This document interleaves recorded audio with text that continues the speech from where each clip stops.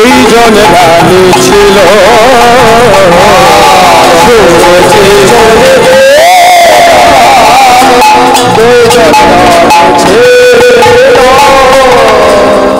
এই পদাবলী থেকে আমরা কি বুঝতে পারলাম যে উত্তানবাদ মহারাজের দুইজন রানী ছিল কি বাবা হ্যাঁ একজনের নাম সুনীতি আর একজনের নাম সুরুচি পূর্বে আমি বলেছি একটি কথা সুরুচির পুত্র কে ছিলেন উত্তম হ্যাঁ আর সুনীতির পুত্র কে ছিলেন ভক্ত ধ্রুব মহারাজ আহারে পঞ্চম বর্ষীয় বালক একদিন কি হয়েছে জানো এই ভক্ত ধ্রুব 5 বছরের বালক সে একদিন কি দেখতে পেল জানো যে তার যে ভাই ছোট ভাই উত্তম পিতার কোলে বসে হ্যাঁ সিংহাসনে পিতা বসে আছেন আর পিতার কোলে বসে আদর হ্যাঁ উত্তানপাদ মহারাজ হ্যাঁ পুত্র উত্তমকে খুব আদর করছিলেন ভালোবাসছিলেন স্নেহ করছিলেন আচ্ছা বলুন তো বাবা এই জগতে এমন কোনো সন্তান আছে যে পিতা মাতার ভালোবাসা চায় না বাবা হ্যাঁ ওমা আছে তোমাদের ঘরে প্রত্যেকের ঘরে সন্তান আছে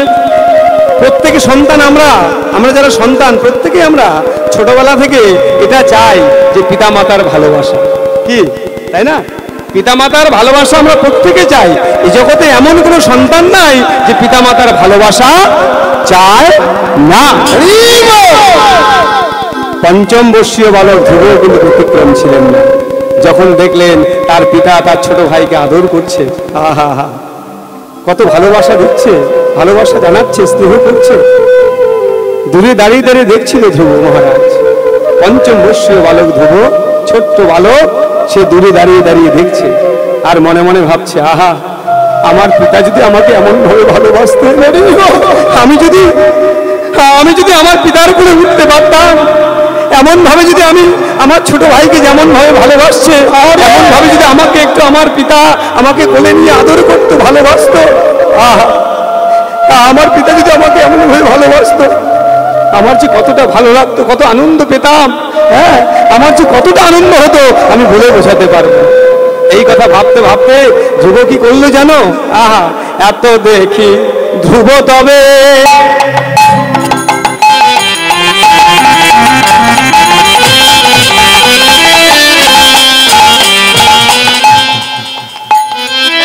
অগো চলিল সত্য ধ্রুব ধ্রুব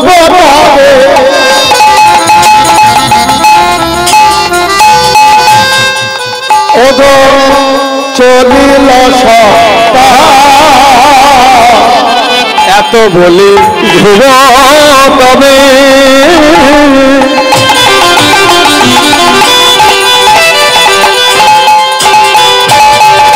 ওগো চলিল সত্য এত ধ্রুব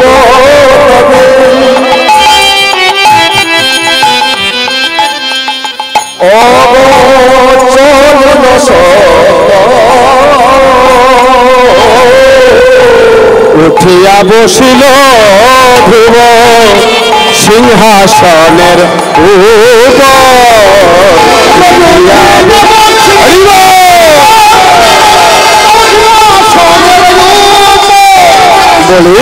উঠিয়া বসিল ধ্রুব সিংহাসনের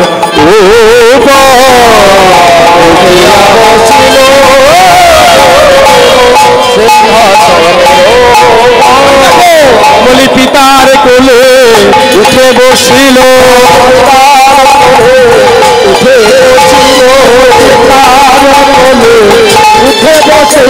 বলে আনন্দ ধরে না গো পিতার কোলে উঠে বসিল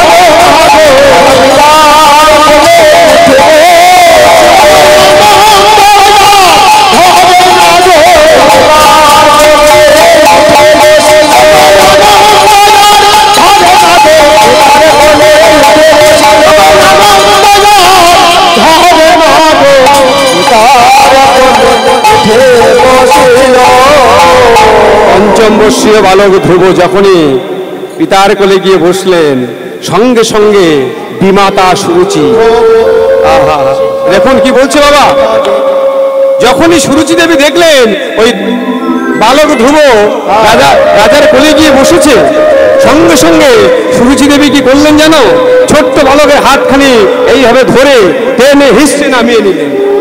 বলছে, এই ধ্রুব, তোর এত বড় স্পর্ধা, তোর এত বড় স্পর্ধা ধ্রুব, তুই মহারাজার কোলে গিয়ে বসিস? হ্যাঁ, তোর তো সাহস বড় কম হয় না যে তুই মহারাজার কোলে এসে বসেছিস? তুই কি জানিস না? শুনে রাখ ধ্রুব, শুনে রাখ একটি কথা, তুই মহারাজের পুত্র হতে পারিস, মহারাজের তুই সন্তান হতে পারিস, কিন্তু মহারাজের কোলে বসার তোর কোনো অধিকার নাই। তোর কোনো অধিকার নাই মহারাজের কোলে বসার। কেন জানিস? তোর জন্ম আমার গর্ভ থেকে হয় নাই। আহারে, তোর জন্ম তো আমার গর্ভ থেকে হয় নাই, তোর জন্ম হয়েছে সুনীতির গর্ভ থেকে। হ্যাঁ, শোন শোন ধ্রুব, ভবিষ্যতে আর কোনোদিন রাজার কোলে গিয়ে বসার চেষ্টা করবি না। ওই রাজার কোলে বসার একমাত্র অধিকার আছে আমার পুত্র উত্তমের। হ্যাঁ, আমার পুত্র উত্তমের একমাত্র সেই অধিকার আছে রাজার কোলে বসার এবং রাজ সিংহাসনে বসার। তোর কোনো অধিকার নাই, কারণ তোর জন্ম আমার গর্ভ থেকে হয় নাই।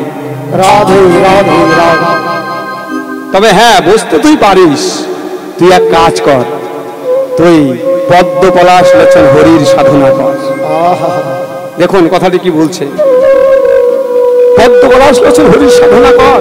তাকে তুই ডাক, তাকে ডেকে তুই প্রার্থনা করে বল, হে পদ্ম পলাশ লোচন হরি, পরজন্মে তুমি আমাকে সুরুচি দেবীর গর্ভে আমায় জন্ম দিও, জন্ম দিও। তুই হরির সাধনা কর, হরির সাধনা করে হরির কাছে তুই বর মেগে নে, বর প্রার্থনা করে নে যে পরজন্মে তুই তোর যেন আমার গর্ভে জন্ম হয়। আমার গর্ভে তোর যদি জন্ম হয় তাহলে তুই রাধার সিংহাসনে বসতে পারবি, রাজ সিংহাসনে বসতে পারবি, তার আগে নয়। দেখুন কেমন অহংকার। বাবা কথাটি শুনবেন ভালো করে, কি বলছে, কিসের অহংকার এত সুরুচি দেবী? ওই যে রাজা তাকে বড় ভালোবাসে, তার অত্যন্ত রূপ আছে, হ্যাঁ, সে রাজরানী অত্যন্ত ভালোবাসে মহারাজা তাকে, এই তার অহংকার। কিন্তু শাস্ত্রে কি আছে গো বাবা, ভগবান সকল কিছু সইতে পারে, কিন্তু দুটো বিষয়ে সইতে পারে না, একটা ভক্তের অহংকার আর একটা হচ্ছে ভক্তের নয়নের জল। ভক্তের নয়নের জল যেমন ভগবান সইতে পারে না, তেমনি ভক্তের অহংকারও ভগবান সইতে পারে না। মনে রাখবে, এই দেবদুর্লভ মনুষ্য জন্ম আমরা লাভ করেছি, দেবদুর্লভ মনুষ্য জন্ম লাভ করে আমাদের মধ্যে অনেক অহংকার আসে। কি বাবা, আপনা আপনি চলে আসে গো। জন্ম ঐশ্বর্য শ্রুত শ্রী, খুব শিক্ষামূলক কথা। জন্ম ঐশ্বর্য শ্রুত শ্রী আচার্য ভক্তিবিনোদ ঠাকুরজি খুব সুন্দরভাবে বর্ণনা করলেন। বলছে, ওরে মন, উচ্চকুলে জন্মের অহংকার করো না, যে তোমার উচ্চকুলে জন্ম হয়েছে বলে তুমি অহংকার করবে। হ্যাঁ, তুমি সাধারণ মানুষকে মানুষ বলে মনে করবে না, এটা যেন তুমি কোনোদিন করো না। তোমরা মনে রেখো, মুচি হয়ে সূচি হয়, মুচি হয়ে সূচি হয় যদি কৃষ্ণ ভজে, আর সূচি হয়ে মুচি হয়, সূচি হয়ে মুচি হয় যদি কৃষ্ণ ত্যাগ, যদি কৃষ্ণ উচ্চকুলে জন্ম হয়েছে বলে তুমি অহংকার করছো। ওরে মন, কুলের গৌরব কেন করো? তুমি কুলের গৌরব করো না। হ্যাঁ, কুলের গৌরব তুমি করো না, বুঝতে পেরেছ? মুচি হয়ে সূচি হয় যদি কৃষ্ণ ভজে, আর সূচি হয়ে মুচি হয় যদি কৃষ্ণ ত্যাজে। এই কথাটি আমাদেরকে মনে রাখতে হবে, এটা আমাদের শিক্ষা দিলেন। জন্ম, ঐশ্বর্য, ঐশ্বর্য বলতে ধন। আমরা অনেক সময় ধনের গৌরব করি, তাই না বাবা? হ্যাঁ বাবা, করি না ধনের গৌরব? এই জগতে অনেক মানুষ আছে যে আমরা একটু হঠাৎ করে অনেক টাকা পয়সা হয়ে গেলে আমাদের অহংকারের জন্য পাটা মাটিতেই পড়ে না, আছে না? কি মা, বুঝতে পারছো কথাগুলো? হ্যাঁ, অহংকারে অনেক আছে, সবার কথা বলছি না, এমন অনেক মানুষ আছে। কারণ হাতের 5টা আঙুল তো সমান হয় না মা, তাই না? কি বাবা, 5টা আঙুল কিন্তু সমান হয় না। অনেক মানুষ আছে অনেক টাকা পয়সা হলেও তাদের মধ্যে কোনো অহংকার আসে না। আবার অনেক মানুষও আছে যে একটু হঠাৎ করে টাকা পয়সা হয়ে গেলে তাদের মাটিতে যেন পাটাই পড়তে চায় না, মানুষকে যেন মানুষই মনে করতে চায় না। কি আছে না? কিন্তু আচার্য ভক্তি বিনোদ ঠাকুরজি কি বললেন জানো? ওরে মন, ধনের গৌরব কেন করো? ধনে যদি প্রাণ দিত, ধনী রাজা প্রভু না মরিত। হ্যাঁ, ধন যদি আমাদের প্রাণ দিত, জীবনে চলতে গেলে আমাদের টাকা পয়সা দরকার, এটা ঠিক। কিন্তু আমরা যদি মনে করি যে টাকা পয়সাই হচ্ছে জীবনের সবকিছু, এটা কিন্তু আমাদের ভুল। হ্যাঁ হ্যাঁ, কারণ একজন যে টাকার বশবর্তী হয়ে ভগবানকে ভুলে যায়, সে যখন বলে মানি মানি মানি সুইট দেন হানি, কথাটা ভালো করে শুনবেন, মানি মানি মানি সুইট দেন হানি, মানে সুইট মানে মিষ্টি, দেন হানি, হানি মানে মধু। বলছে টাকা টাকা টাকা, টাকা হচ্ছে মধুর থেকেও মিষ্টি। Money money money sweet than honey, brighter than the sun. হ্যাঁ, সূর্যের থেকে উজ্জ্বল হচ্ছে টাকা। Without money nothing can be done. Money ছাড়া, টাকা ছাড়া জগতে কোনো কিছু হয় না, সম্ভব হয় না। হয় কি বাবা? আর যারা তোমাদের মধ্যে কৃষ্ণ ভক্ত, তাদের বক্তব্যটা কি? বলছে not money, god god god, ভগবান ভগবান ভগবান, গড অ্যাবাভ অল, ভগবান হচ্ছে সবার উপরে, ভগবান হচ্ছেন সবার উপরে, ভগবান হচ্ছে সবচাইতে সত্য। হ্যাঁ, এটা হচ্ছে কৃষ্ণ ভক্তের কথা। তাই বলছে ওরে মন, ধনের অহংকার করো না। ধনে যদি প্রাণ দিত, ধনী রাজা কভু না মরিত। এই জগতে যারা বিশ্বের সর্বশ্রেষ্ঠ ধনী, তাদের কি কোনোদিন মরণ হয় না মা? মৃত্যু হয় না বাবা? কি বাবা, হয় না? এই পৃথিবীতে যারা সর্বশ্রেষ্ঠ ধনী, তাদের কি মৃত্যু হয় না? অবশ্যই হয়। সেই মৃত্যুর সময় তাদের যতই টাকা পয়সা থাক না কেন, ওই টাকা পয়সা, ওই ধন রত্ন তাদেরকে কিন্তু প্রাণ ফিরিয়ে দিতে পারে না। এটা হচ্ছে জীবনের সবচাইতে চরম সত্য। তাহলে জন্ম মানে উচ্চকুলে জন্মের অহংকার করো না, ঐশ্বর্য মানে টাকা পয়সা ধনের অহংকার করো না। জন্ম ঐশ্বর্য শ্রুত মানে বিদ্যা। দেখুন বলছে বিদ্যার অহংকার করো না। শাস্ত্রে কি বলেছে জানো? জড় বিদ্যা যত, মায়ার বৈভবে, তোমার ভজনে বাধা, মোহ জন্মিয়া অনিত্য সংসারে, জিতলে কর হয়ে গাধা।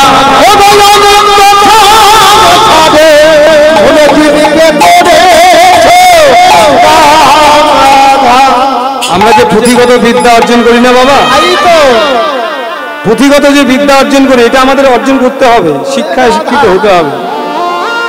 কিন্তু পুঁথিগত বিদ্যার ফল কি জানো? বিদ্যা শিক্ষার মধ্যে পার্থক্য আছে। বিদ্যা হচ্ছে, বিদ্যার ফল হচ্ছে উপার্জন। আমি পড়াশোনা করেছি, চাকরি বাকরি করছি, আমি মাস গেলে উপার্জন করছি। কি কি বাবা? ও মা, এজন্য বিদ্যার ফল হচ্ছে উপার্জন। আর শিক্ষার ফলটা কি? শিক্ষার ফল হচ্ছে আচরণ। তুমি কত বড় শিক্ষায় শিক্ষিত হয়েছো, তুমি কত বড় জ্ঞানের অধিকারী হয়েছো, তোমার আচরণ দেখলেই মানুষ বুঝতে পারে। কি পারবে না? আমরা অনেক সময় বলি না, দেখো গো মানুষটা কত বড় বড় ডিগ্রি অর্জন করেছে, কত উচ্চ শিক্ষায় শিক্ষিত, কত উঁচু পোস্টে চাকরি করে, অথচ মানুষের সঙ্গে কত সুন্দর ব্যবহার করে, কত দৈন্যতা, তাই না? এটাই হচ্ছে প্রকৃত শিক্ষা। আবার অনেক সময় আমরা বলি, দেখো হ্যাঁ একটু সামান্য MA BA পাস করেছে, তার কত অহংকার, মানুষকে মানুষই জ্ঞান করে না। কি বলি না? এটাও আমরা বলি। এজন্য বলেছে যে শুধু বিদ্যা অর্জন করলে হবে না, বিদ্যা অর্জন করতে করতে আমাদেরকে প্রকৃত শিক্ষায় শিক্ষিত হতে হবে। আর প্রকৃত শিক্ষায় শিক্ষিত হতে গেলে আমাদেরকে এই সাধুর বাজারে আসতে হবে। কি বাবা? সাধুর বাজারে না আসলে, সাধুর চরণ ধুলি যদি আমরা মাথায় নিতে না পারি, বৈষ্ণবের চরণ ধুলি যদি আমরা মাথায় নিতে না পারি, যদি ভাগবত কথা, কৃষ্ণ কথা, হরি কথা শ্রবণ করতে না পারি, তাহলে আমরা কোনোদিন নৈতিক শিক্ষা অর্জন করতে পারবো না। নৈতিক শিক্ষা অর্জন করতে গেলে পুঁথিগত বিদ্যার মধ্যে নৈতিক শিক্ষা লাভ করা যায় না।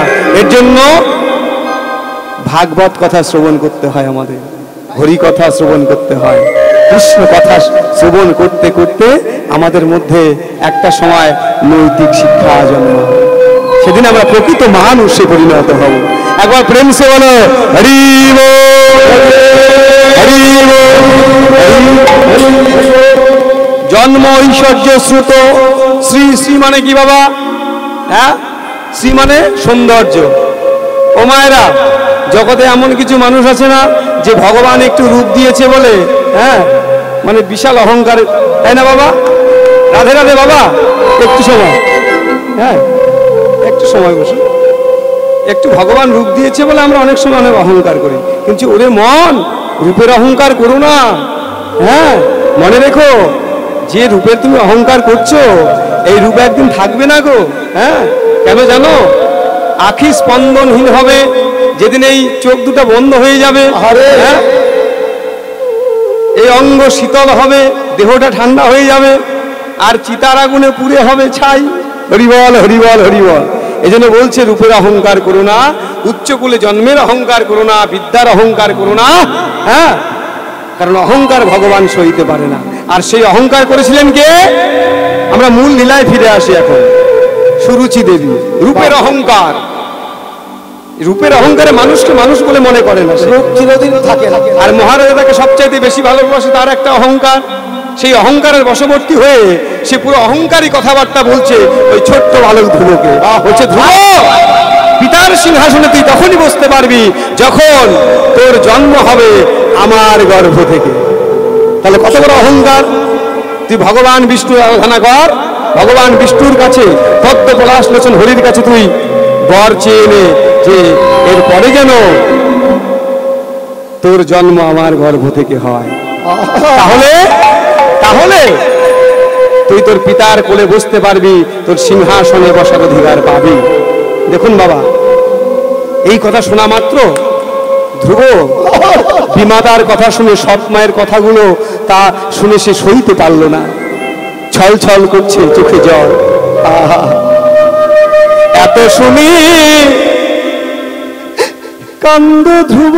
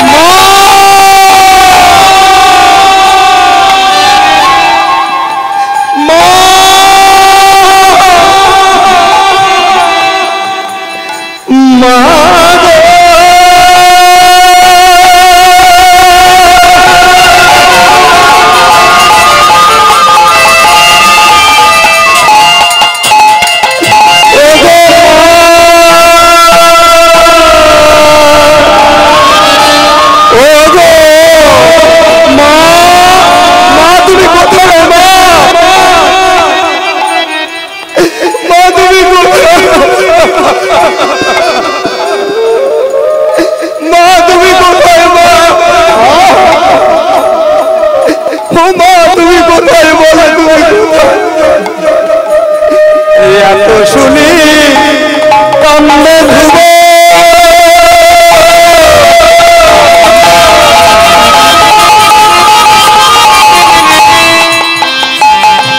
ও গো ধুলায় ধূসর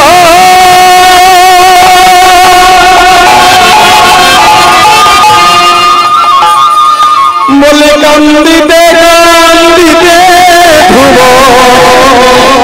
গেল মায়ের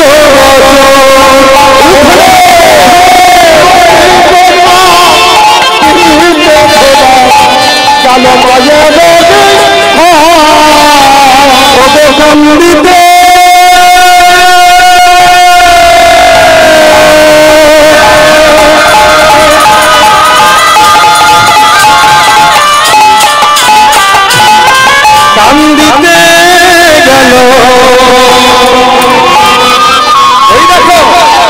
ধ্রুব কোথায় গেল জানো? ওই সৎ মায়ের কথাগুলো সইতে পারলো না, বড় কষ্ট পেল, বড় আঘাত পেল, কান্না করতে করতে মায়ের কাছে ছুটে গেল। কান্দিতে দিতে গেল মায়ের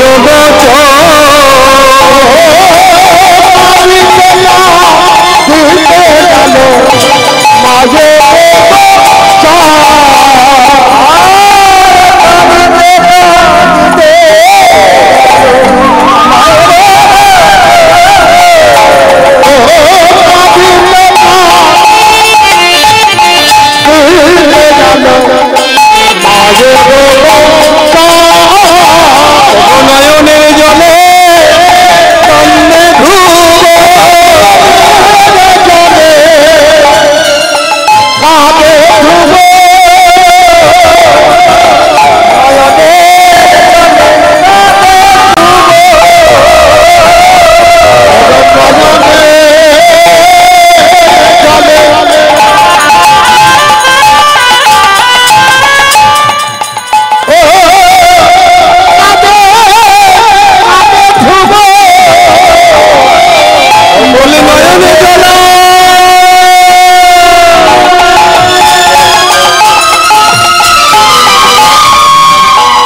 ধরে রাখিতে না রে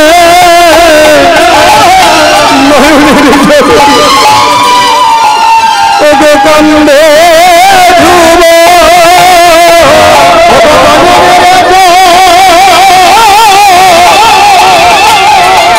রাখিতে না রে ধ্রুব, বলে কাঁদিতে না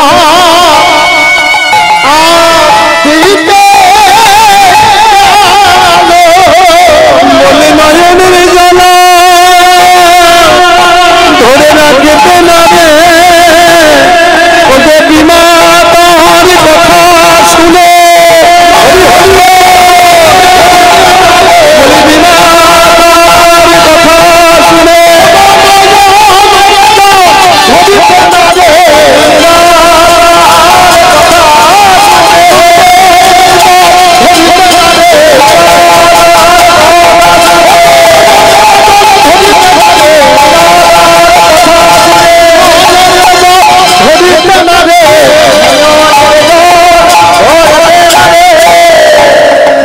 মায়ের কথাগুলো শুনে, বিমাতার কথাগুলো শুনে ওই পঞ্চম বর্ষীয় বালক তিনি আর সইতে পারলেন না। হ্যাঁ, চোখের জলে ভাসতে ভাসতে মায়ের কাছে গেছে, মাকে জড়িয়ে ধরে বলছে, মা মা মা মা গো মা, ও মা মা। ও কথা বলতে পারছে না, ছোট্ট বালক তো, মাকে বুঝিয়ে বলতে পারছে না। হ্যাঁ, তার ভেতরে কি কষ্ট হচ্ছে, কি যন্ত্রণা হচ্ছে, কি জ্বালা হচ্ছে, হ্যাঁ, মাকে বুঝিয়ে বলতে পারছে না।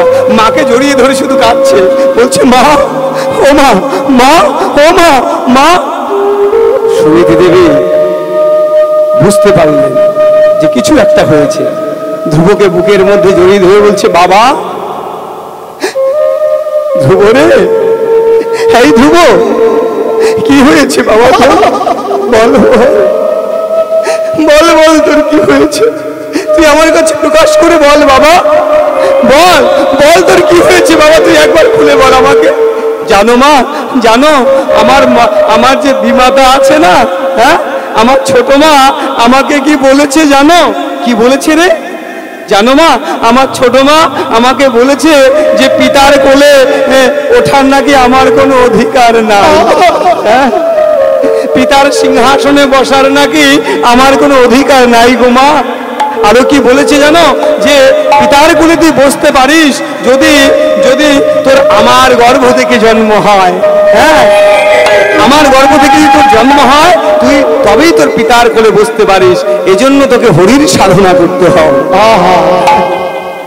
জানো মা, বিমাতা আমাকে এই কথাগুলো বললো, আমি সইতে পারলাম না মা, তাই তো আমি তোমার কাছে ছুটে এলাম। জানো মা, আমার ছোট মামাকে এইভাবে কথাগুলো বললো, আমি সইতে পারলাম না, আমি সইতে পারলাম না মা। ধ্রুবের চোখের জল মুছিয়ে দিয়ে সুনীতি দেবী কি বলছে দেখুন।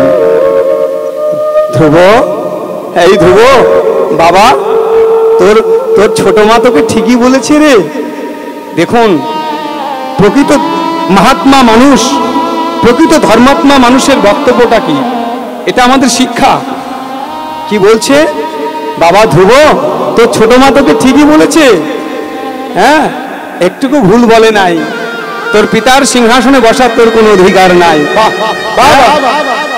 এতে তোর কোনো দোষ নাই, তোর ছোট মারও কোনো দোষ নাই, তোর পিতারও কোনো দোষ নাই। দোষ কার জানিস? দোষ হচ্ছে আমার কপালে, দোষ হচ্ছে আমার ভাগ্যে। আমি যে বড় দুর্ভাগা, আমি যে বড় অভাগিনী, আমি যে বড় দুঃখী রে ধ্রুব, যে আমার মতো অভাগিনীর গর্ভ থেকে তোর জন্ম হয়েছে। আমার মতো অভাগিনীর গর্ভ থেকে তোর জন্ম হয়েছে রে ধ্রুব। আমার গর্ভ থেকে যদি তোর জন্ম না হতো, আজকে তোকে এই কথা শুনতে হতো না ধ্রুব। হরি বল, হরি বল, বলো না।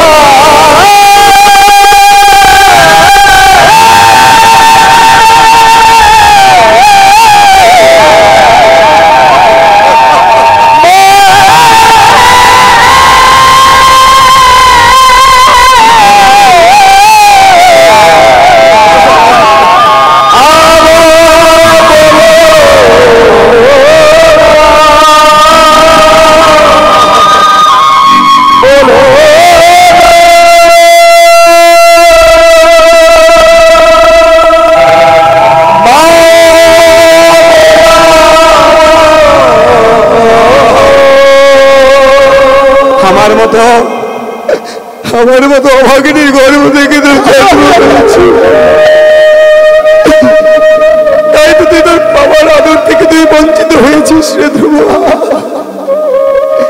হ্যাঁ, দেখুন বাবা, এখান থেকে আমরা কি শিক্ষা লাভ করছি, যে যারা প্রকৃত মানুষ হয় না, প্রকৃত ধর্মাত্মা মানুষ হয়, তারা কোনোদিন অন্যের দোষ দেখে না বাবা।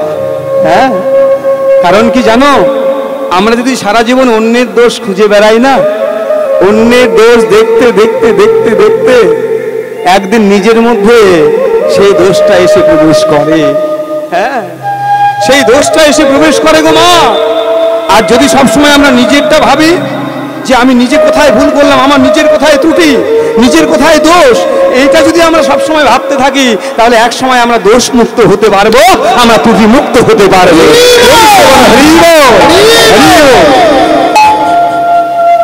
তোর বিমাতা তোকে ঠিকই বলেছে, শোন, তুই হরির সাধনা কর। মনে রাখবি, এই জগতের মানুষের কাছে তুই যখন কিছু চাইবি না, এই জগতের মানুষ তোকে নাও দিতে পারে। চাইলেই যে সবাই দেয়, কি দেয় কি মা? যারা হরির ভক্ত হয়, জগতের কোনো পদ তারা চায় না, কোনো আসন তারা চায় না, তাদের মনে শুধু একটাই বাসনা, তাদের মনে শুধু একটাই কামনা, কি করে ভগবানের চরণকে লাভ করা যাবে, কি করে জগৎ হরির চরণকে লাভ করা যাবে। হরি বল, হরি বল, হরি বল। কি করে আমার জগৎ হরির চরণ লাভ করা যাবে,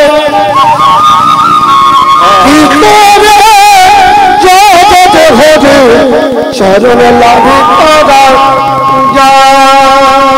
কারণ যারা হরি ভক্ত হয়, তাদের মনে আর অন্য কোনো বাসনা থাকে না। কি মা থাকে? হ্যাঁ, হরি ভক্তদের অন্য বাসনা থাকে না।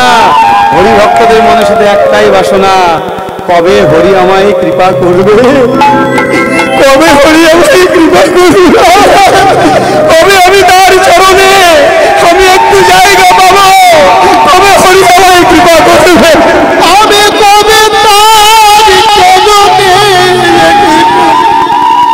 একটু জায়গা পাবো, আমি তার চরণ একটু জায়গা। শ্বাস রোধ করে ধ্রুব যখন হরিকে ডাকছে, এত কঠিন তপস্যায় মুগ্ধ হয়ে জগতের নারায়ণ তিনি আর বৈকুণ্ঠে থাকতে পারলেন না। ছুটে এলেন ভক্ত ধ্রুবের কাছে। লীলা দর্শন করে বলছে, বৈষ্ণব মহাজন বলছে, দেখো দেখো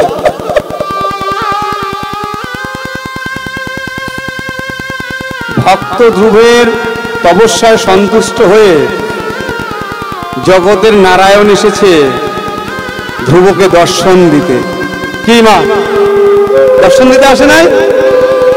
বলছে না না না না, তিনি দর্শন দিতে আসেন নাই, তিনি এসেছেন দর্শন করতে। দর্শন করতে এসেছে যে অতটুকু ভালো, এত কঠিন তপস্যা করছে আমার পরম ভক্ত। হ্যাঁ যাই যাই, আমি তাকে একবার একটি মুহূর্তের জন্য তাকে দর্শন করে আসি। ভগবান তাকে দর্শন দিতে আসে নাই, ভগবান এসছেন তাকে দর্শন করতে।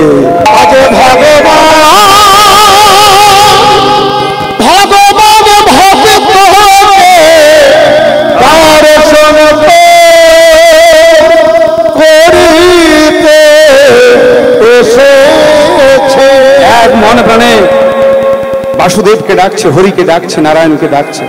নারায়ণ এসে তার সম্মুখে উপস্থিত, বুঝতে পারছে না নারায়ণ যে তার সম্মুখে দাঁড়িয়ে আছে। হ্যাঁ ভক্ত ধ্রুব অনুভব করতে পারছে না। কেন না, সে এমন ভাবে হরিকে ডাকছে যে শঙ্খ চক্র গদা পদ্মধারী নারায়ণ তার হৃদয় মন্দিরে দর্শন করছেন, হৃদয়ে দর্শন করছেন। হৃদয়ে দর্শন করার পর কারো কি স্বাদ জাগে যে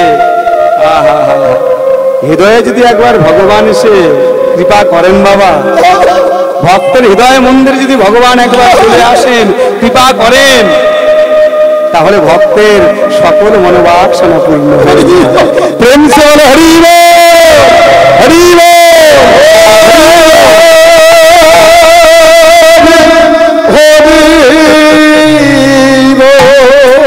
জগৎ নারায়ণ ভক্ত ধ্রুবের সম্মুখে এসে উপনীত হলেন। ধ্রুব এক মন প্রাণে হরিকে হৃদয়ে দর্শন করছেন।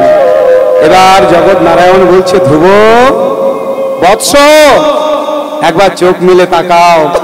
তুমি যাকে ডাকছো, যার দর্শন পাওয়ার জন্য তুমি এত কঠিন তপস্যা করছো, একবার চোখ মিলে তাকাও, দেখো আমি এসেছি ধ্রুব, আমি এসেছি। একবার তাকাও ধ্রুব, একবার তাকাও, চোখ মিলে তাকাও। ওরে ভাগে তুই আগে মা। আস্তে আস্তে ধ্রুব নয়ন মিলে তাকিয়ে দেখলেন শঙ্খ চক্র গদা পদ্মধারী নারায়ণ। শঙ্খ চক্র গদা পদ্ম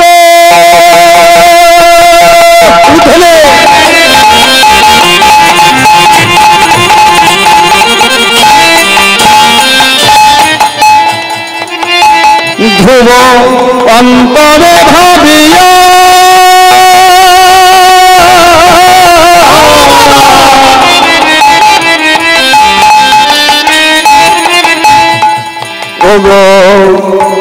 শঙ্খ চক্র গদা পদ্ম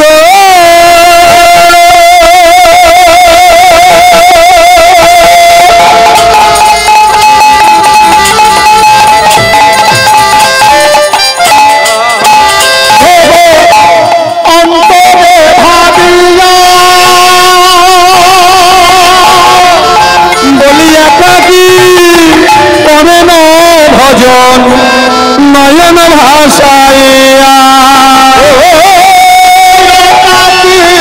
ভজন ভজন নয়ন চলে ভাসিয়া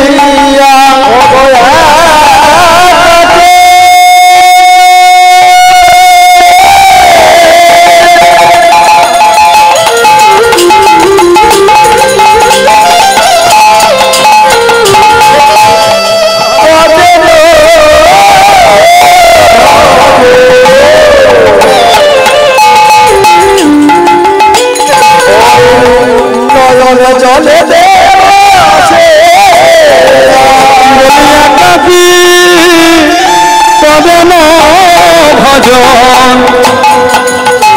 নয়ন ভাষায়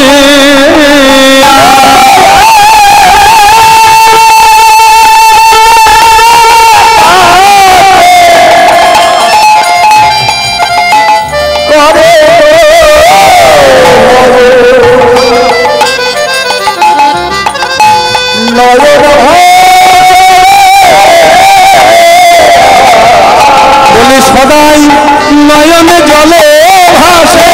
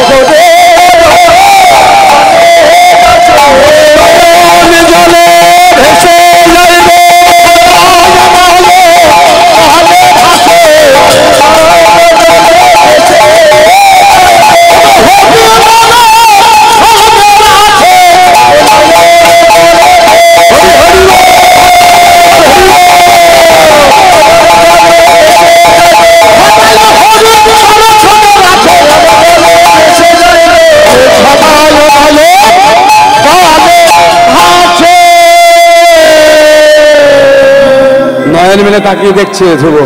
হ্যাঁ, শঙ্খ চক্র গদাপদ্মধারী নারায়ণ তার সম্মুখে উপনীত হয়েছে। দর্শন করার সঙ্গে সঙ্গে ভক্ত ধ্রুব কি করলো জানো? নারায়ণের চরণে নিজেকে একদম সমর্পণ করে দিল। এসেছো প্রভু, এসেছো তুমি।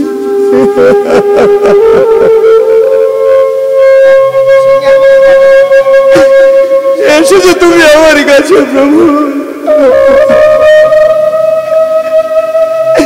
জানো প্রভু, জানো আমার মা যে বড় অভাগিনী,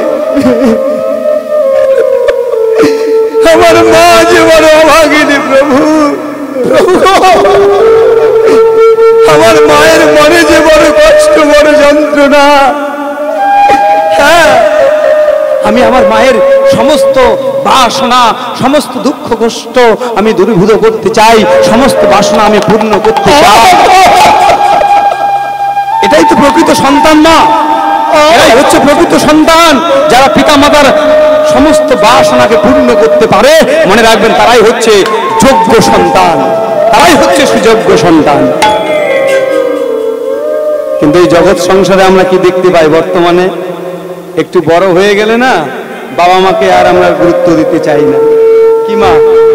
হ্যাঁ, একবারও ভেবে দেখি না যে পিতামাতা আমাদের জন্য এত কষ্ট করলেন, নিজে না খেয়ে আমাদের খাওয়ালেন, নিজে না ঘুম পেরে আমাদের ঘুম পাড়ালেন। কি মা?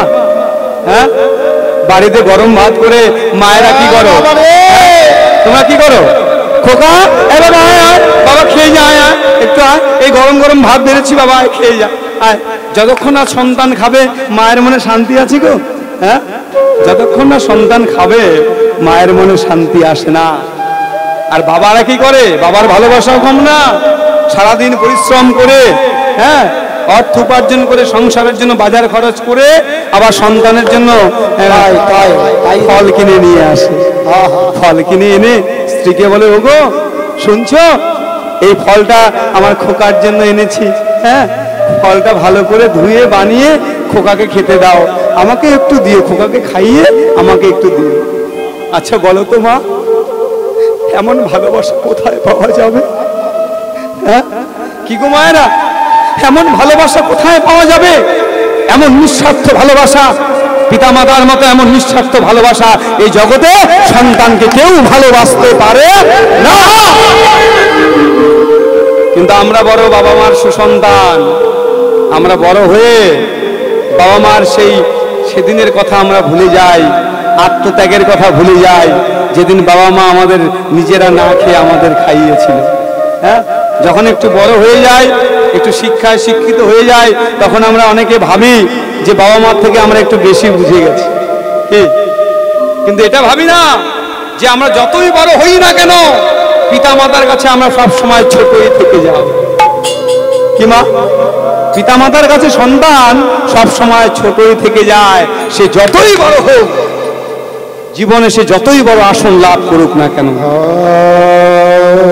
আর পিতা মাতার আশীর্বাদ যদি মাথার উপরে থাকে, জীবনে যতই ঝড় তুফান আসুক না কেন, জীবন পথে চলতে গেলে তো ঝড় তুফান আসবেই, আসবে না?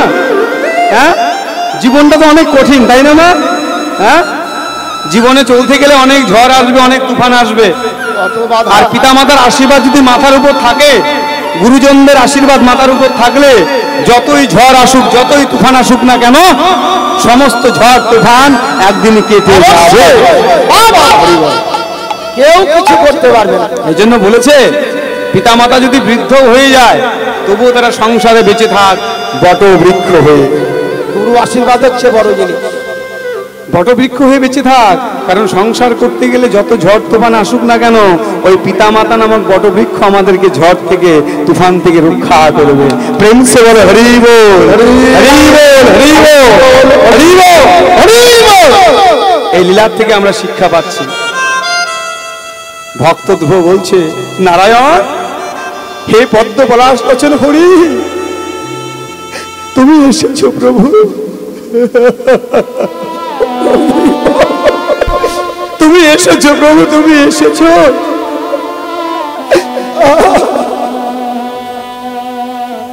একবারই কৃপা করো হরি, হে নারায়ণ তুমি একবারই কৃপা করো, আমি যেন আমার মায়ের সুযোগ্য সন্তান হয়ে আমার মায়ের সমস্ত দুঃখ জ্বালা যন্ত্রণাকে আমি দূরীভূত করতে পারি।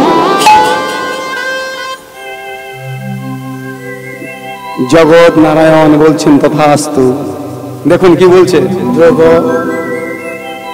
তথাস্তু, তুমি তোমার সমস্ত মনোবাসনা পূর্ণ করতে পারবে। আমি তোমায় আশীর্বাদ করলাম, তোমার সাধনায় আমি তুষ্ট হয়েছি, তুমি আমায় যে কঠিন তপস্যা করে আমায় ডেকেছ, তোমার তপস্যায় আমি সন্তুষ্ট হয়েছি ধ্রুব। আমি তোমায় আশীর্বাদ করলাম, তোমার সমস্ত মনোবাসনা পূর্ণ হবে, তুমি তোমার পিতার ভালোবাসা পাবে, স্নেহ পাবে, আদর পাবে, তুমি তোমার পিতার সিংহাসনে বসার অধিকার পাবে। শুধু তাই নয়, আজ থেকে তুমি 36,000 বছর ধরে এই সিংহাসনে তুমি বসে তুমি রাজত্ব করবে। আশীর্বাদ আমি তোমায় করে দেব। কতদিনের আশীর্বাদ করলেন? এটা সত্যযুগের কথা। হ্যাঁ, 36,000 বছর ধরে তুমি এই সিংহাসনে বসে তুমি রাজত্ব চালাবে, এবং এই রাজত্ব যখন তোমার শেষ হয়ে যাবে, তোমার মৃত্যুর পর তোমার স্থান হবে ধ্রুবলোকে। ধ্রুবলোকে তুমি ধ্রুব তারা হয়ে থাকবে আজীবন।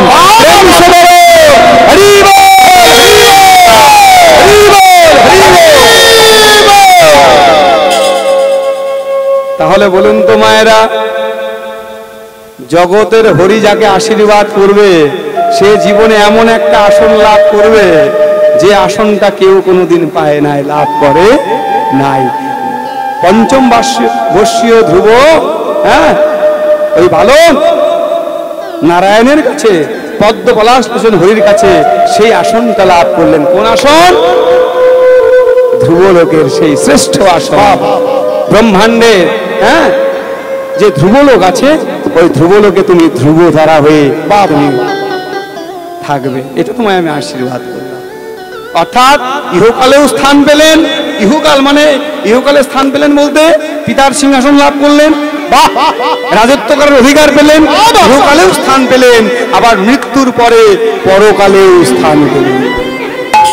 তাই তো ভগবান বলেছে, যারা আমার কথা ভাবে, আমার চরণে তাই তো দুফোঁটা নয়নের জল নিবেদন করে, সে কোনো ভক্তকে আমি কোনোদিন বঞ্চিত করি না। হ্যাঁ, আমি তাদের বন্ধু হয়ে যাই, কারণ আমি তাদের প্রকৃত বন্ধু। আমি বিনা বন্ধু আর কে আছে তোমার? ওহে জীব, আমি হলাম তোমাদের ইহকালের বন্ধু, আমি হলাম তোমাদের পরকালের বন্ধু। আশীর্বাদ করলেন পদ্মপলাশ লোচন হরি, হ্যাঁ, ধ্রুবকে। ধ্রুব নয়ন জলে ভাসতে ভাসতে বলছে, প্রভু প্রভু গো, হে হরি, আমি তোমার কাছে কিছু চাই না, আমি কিছু চাই না, আমি তোমার কাছে কিছু চাই না হরি। আমার মনে শুধু এইটুকু বাসনা, আমার মনে শুধু এইটুকু কামনা, তুমি যখন একবার এসেছো প্রভু, একবারে যখন তুমি আমার কাছে এসেছো,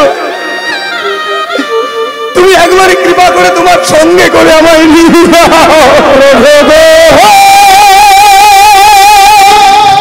তুমি আমায় তোমার সঙ্গে করে আমার নিয়ে চলো।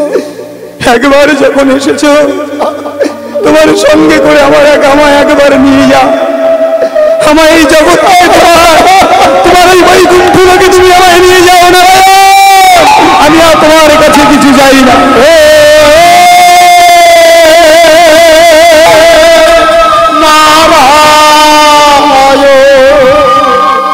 তুমি একবার তোমার চরণের সেবা আমায় অধিকার দাও হে ভগবান।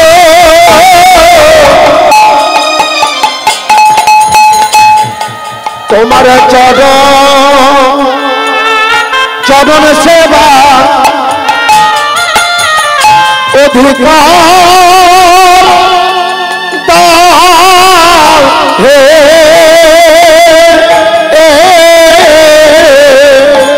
প্রভু গো।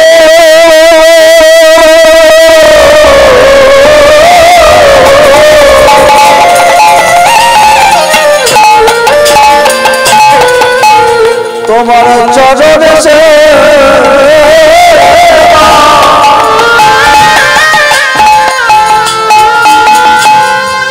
আমায় অধিকার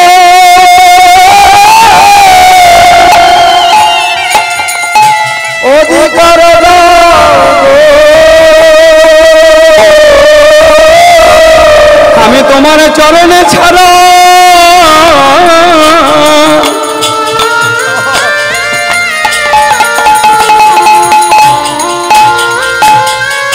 অন্য ধন চাই না হরি। তোমার চরণের সেবা আমায় একটু অধিকার দাও হে। আমার চরণে ছাড়া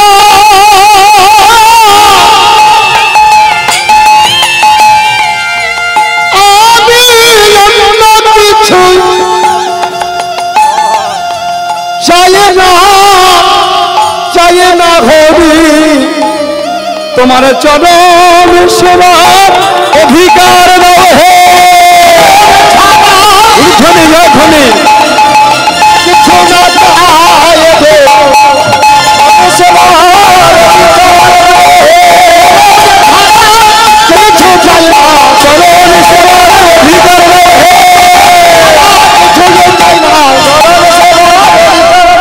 হে।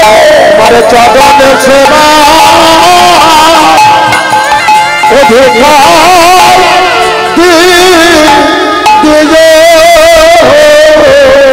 ধ্রুবকে আশীর্বাদ করে জগৎ নারায়ণ চলে গেলেন তিনি।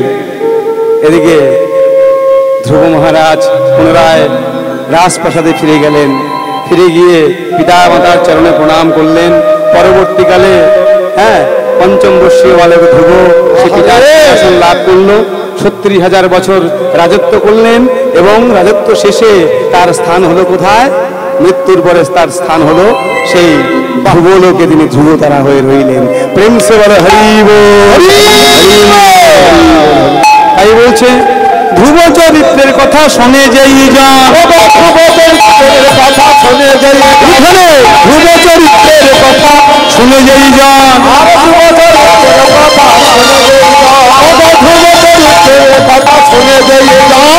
সর্বপাপে